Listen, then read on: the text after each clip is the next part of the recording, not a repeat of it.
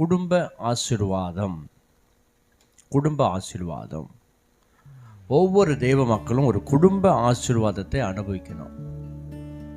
இன்னைக்கு தேவ மக்கள், ரட்சிக்கப்பட்டவர்கள் குடும்ப ஆசீர்வாதத்தை பூரணமா அனுபவிக்கிறது இல்லை.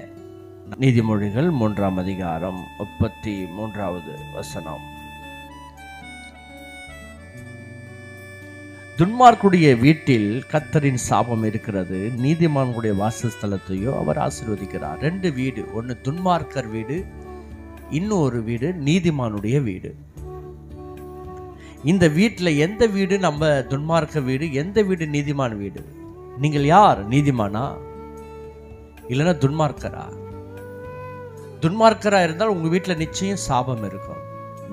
நீங்க கேட்டாலும் கேட்காவிட்டாலும் சாபம். ஆனா நீதிமானுடைய வீடு பரிசுத்தமான வீடு, பரிசுத்தம் உள்ளவர்கள், கிறிஸ்துவுக்குள் வாழ்கிறவர்கள், உங்களுடைய வீடு எப்பவுமே ஆசீர்வதிக்கப்பட்டிருக்கும். அல்லேலூயா. ஒரு 6 விதமான ஒரு ஆசீர்வாதங்களை சொல்லி நான் உங்களுக்காக ஜெபிக்க விரும்புகிறேன். முதல் ஆசீர்வாதம், உங்கள் குடும்பம் ஆசீர்வதிக்கப்பட்டதாக, கிருபை பெற்றவர்களாக இருக்கணும். ஆமென். 2வது ஆசீர்வாதம், உங்கள் குடும்பத்திலிருந்து வியாதியை கர்த்தர் என்ன பண்ணுவார்? நீக்குவார். 3வது ஆசீர்வாதம், உங்கள் பாவங்களிலிருந்து விடுதலையாவீர்கள். உங்கள் வீடு பாவத்திலிருந்து விடுதலையாகும். ஆமென். உங்கள் படுக்கை, உங்களுடைய போராட்டம், உங்கள் வியாதியெல்லாம் இயேசுவின் நாமத்தினால் நீக்கப்படும். 4வது ஆசீர்வாதம், உங்க வீட்டில் சமாதானம் கிடைக்கணும். சமாதானம், ஆண்டவருடைய சமாதானம் உங்க வீட்டில் இருக்கணும். அல்லேலூயா. 5வது ஆசீர்வாதம், உங்க வீட்டில் இருக்கிறவங்க ரட்சிப்பு அடையணும்.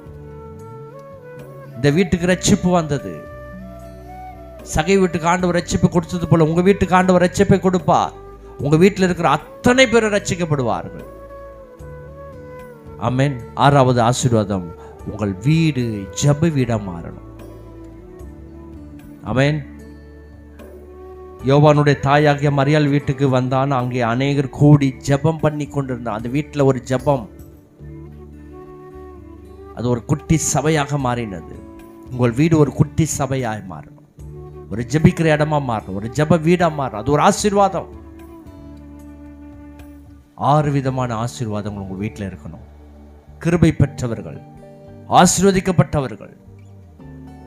துன்மார்க்குடைய வீட்டில் கர்த்தருடைய சாபம் இருக்கும், நீதிமானுடைய வாசஸ்தலத்தை அவர் ஆசீர்வதிக்கிறார். உங்கள் வீடு ஆசீர்வதிக்கப்பட்டு இருப்பதாக என்று வாழ்த்துகிறேன். உங்களை வாழ்த்துகிறேன். உங்கள் வீடு எப்பொழுதும் ஆசீர்வாதம்